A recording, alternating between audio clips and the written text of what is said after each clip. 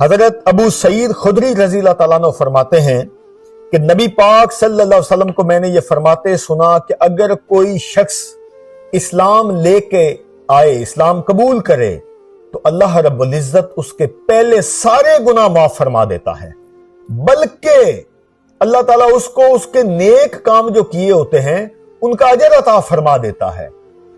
اور مسلمان ہونے کے بعد حدیث کے لفظ سنیے اور سمجھیے اور دیکھیں کیا مالک کریم کی مہربانیوں کا سمندر کرم فرما رہا ہے۔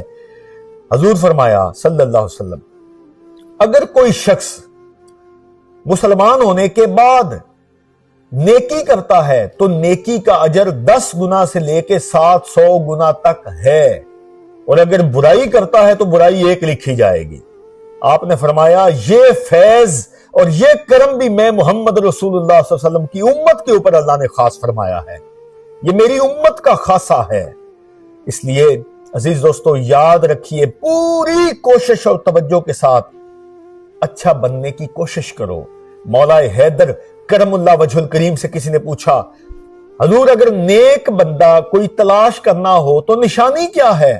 قربان میرے حیدر، آپ نے فرمایا بھائی خود ہی نیک ہو جاؤ، کسی کی تلاش ہی ختم ہو جائے گی۔ اللہ ہمیں